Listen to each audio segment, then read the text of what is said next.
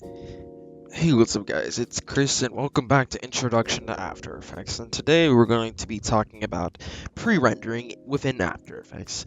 So what a pre-render is it's when you want to view your composition and see all the progress you got so far. So we're going to be using the composition of the simple animation for the text that we used in the previous tutorial, and we're just going to be pre-rendering that. So to pre-render, we're going to depending on how complex your composition is, if it's really simple like this, I recommend going full on, set the quality to full.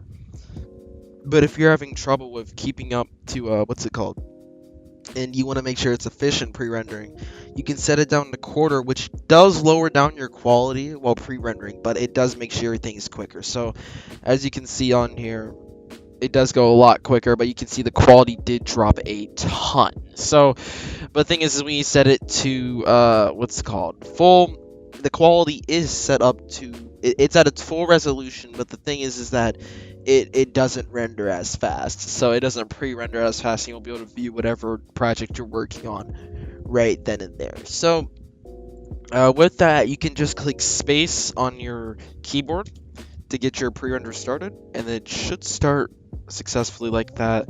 If you're getting some random error that looks like this, hold on, wait, I gotta wait for it to pop up. Hang on, I'll make it pop up. Alright, this right here.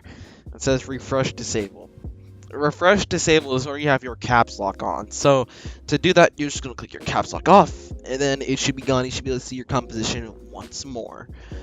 But another way to pre-render too is by going over to your preview tab, and you can change your shortcuts for whatever you want your pre-render to be. So you can change your frame rate. You can set it to full screen if you want it to render in full screen or pre-render in full screen. I don't recommend doing that because that could lead to After Effects crashing, which has happened to me on multiple times when I first started touching After Effects when I was like 11. I'm now 15. I've been touching After Effects and editing since I was like 10. So, but so with that, you can set whatever you want your macro to be for pre-render. I have mine still at space. I really prefer it to be on space.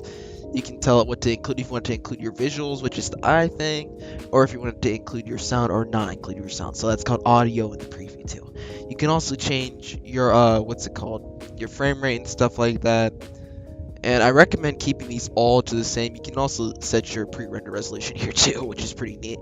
But I always just recommend keeping it to default if you don't want to run into many problems. It makes it much more less of a hassle than working with something normally on After Effects, I guess. But one more thing would be that whenever you pre-render, make sure you save it, because there are times where you will pre-render if your composition is too complex, and when you pre-render, your After Effects will actually just completely crash because it won't be able to handle how much stuff is going on in the composition, which I have had to happen to me when I was working on a previous project for what's called myself. I made myself a logo, another one, and I was working on it, and I pre-rendered it, and then my thing just froze and then crashed. It didn't want to work. So I always recommend saving, because I did not save. That's a really, please take that in account of that. If you do not save, you're most likely you're putting all your eggs in a basket, which I don't recommend doing.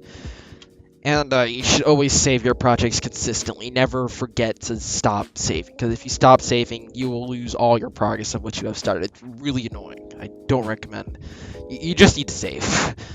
But yeah, that's all it is for pre-rendering, and yeah, that's about it, guys. And the last lesson after this, we'll be covering actually rendering your project in the best render settings. All right, thanks for watching, guys. Peace.